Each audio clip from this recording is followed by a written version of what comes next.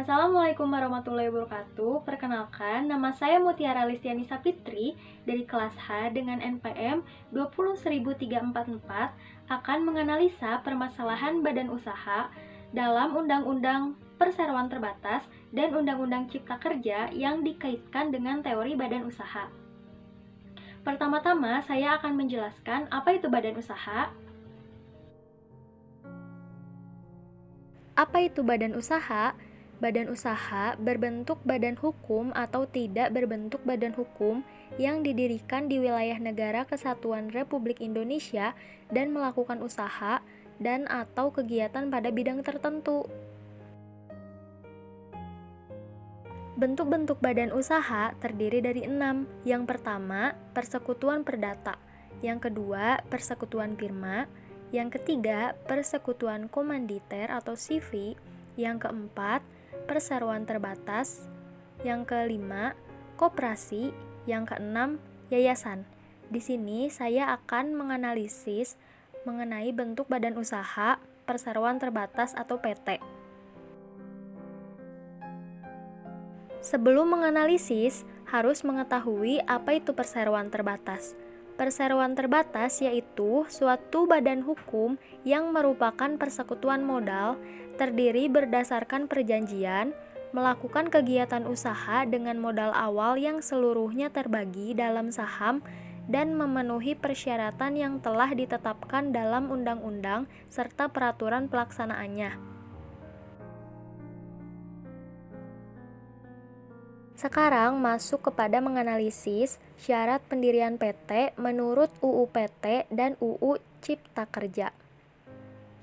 Menurut UU PT pasal 7 ayat 1 Undang-Undang Nomor 40 Tahun 2007 yang berisi tentang ketentuan pendirian PT. Pada pasal yang sama, lebih tepatnya pasal 7 ayat 7 UU PT, terdapat peraturan terkait pendirian PT yang menetapkan bahwa pembuatan PT wajib dilakukan oleh minimal 2 orang atau lebih. Dalam UU Ciptaker nomor 11 tahun 2020 yang berisi tentang pemberlakuan aturan baru mengenai tata cara pendirian perseroan terbatas yang dapat didirikan hanya dengan satu orang saja. Menurut saya, dikeluarkannya Undang-Undang Nomor 11 Tahun 2020 tentang Cipta Kerja sangat bertentangan dengan Undang-Undang Nomor 40 Tahun 2007 UU PT.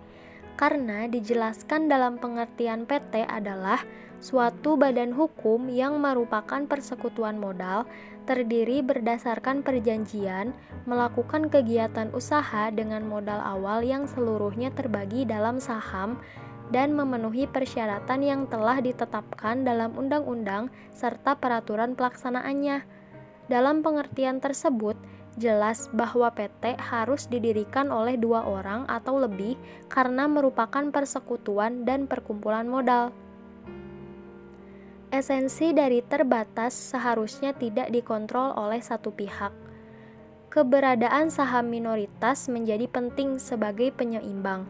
Jika hanya dilakukan oleh satu pihak, maka aturan tentang kepemilikan saham minoritas menjadi tidak ada. Konsep 2 pemegang saham diperlukan demi konsistensi dan pertanggungjawaban terbatas terhadap perusahaan.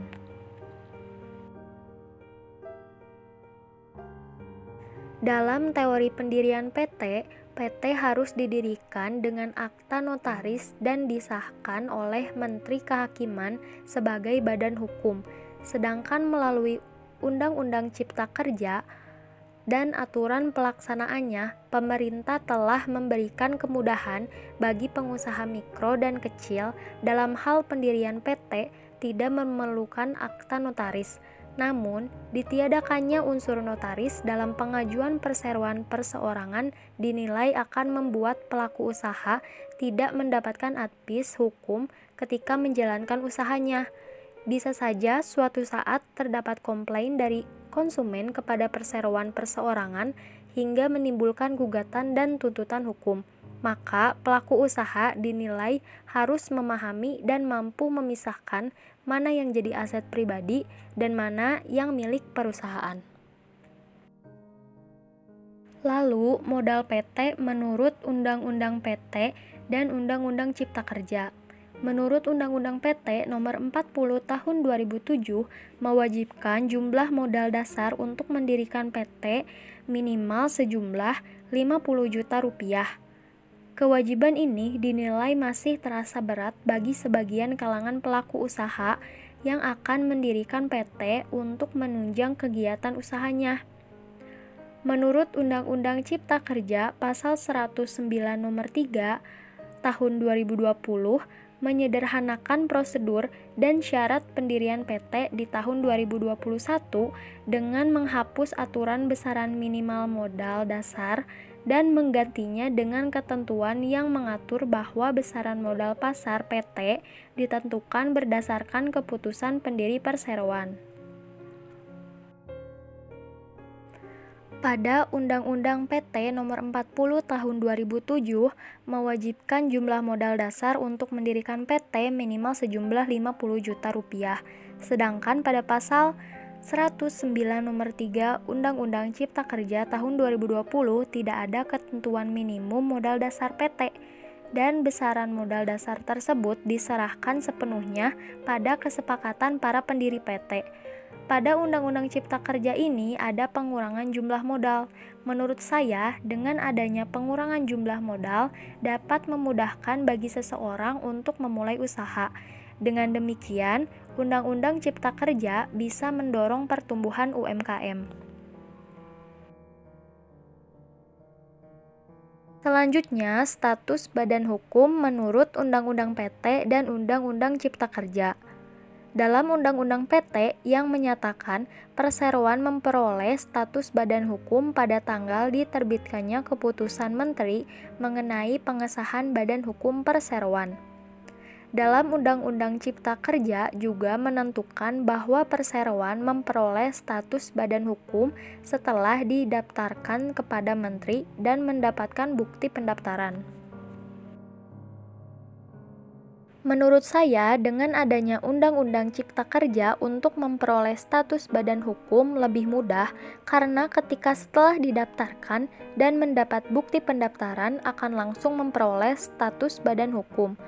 Tidak harus menunggu tanggal diterbitkannya keputusan Menteri mengenai pengesahan badan hukum perseroan.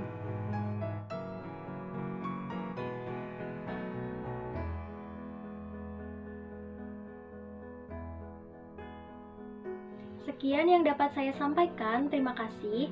Maaf apabila ada salah dalam pengucapan maupun penulisan. Wassalamualaikum warahmatullahi wabarakatuh.